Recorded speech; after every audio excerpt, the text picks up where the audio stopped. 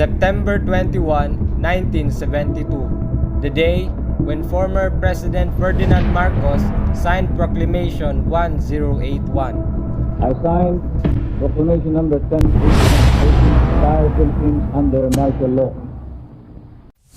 Thus, marking the beginning of one of the darkest phases of Philippine history, the martial law.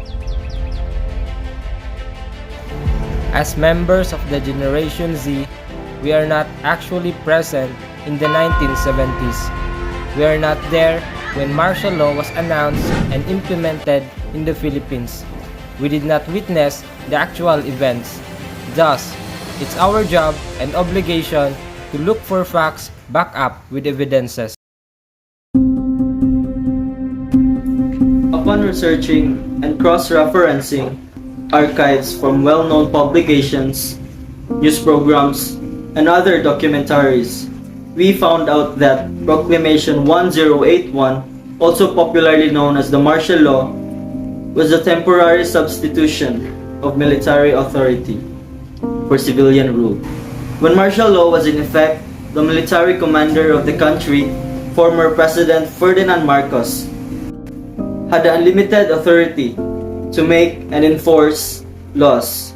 This kind of power was usually being invoked during the time of war, rebellion, or natural disaster. But was the Philippines under any of these circumstances during 1972?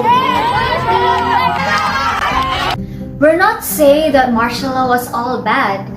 In fact, the initial public reaction to martial law was mostly favorable, except in the Muslim areas where the rebellion led by a separatist movement broke out in 1973.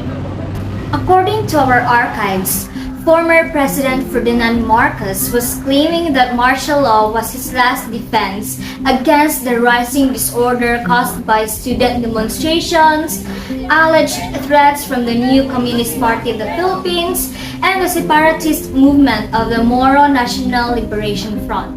When the Philippines was under the martial law, violent urban crimes decreased, illegal firearms were confiscated, land reform program was launched. Growth in the gross national product, an obvious drop of prices for some basic commodities, which was beneficial for the consumers or end users. But these things were not able to stop or avoid bigger economic issues that led to the Philippines being buried with large sums of debts in the international banking community. A lot of significant things happened during the martial law. Some are good, but we can't ignore the bad. So, go with us as we commemorate the Filipinos' plight during the martial law.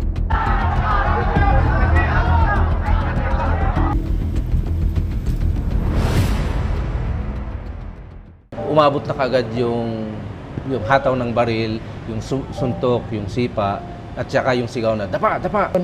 Nilagay nila yung wire dito sa aking dito sa suso ko, na napakasakit masyado. At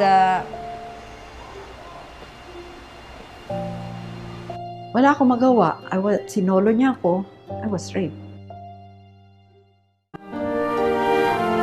The Philippines may not be among the richest and most powerful nations in the world, but its people, the Filipinos, will always be one of the strongest.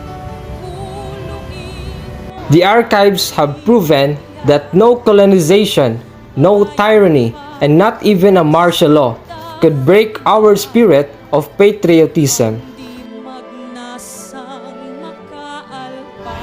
We have the biggest hearts and the greatest courage to stand and fight for freedom. The Filipinos are worth dying for.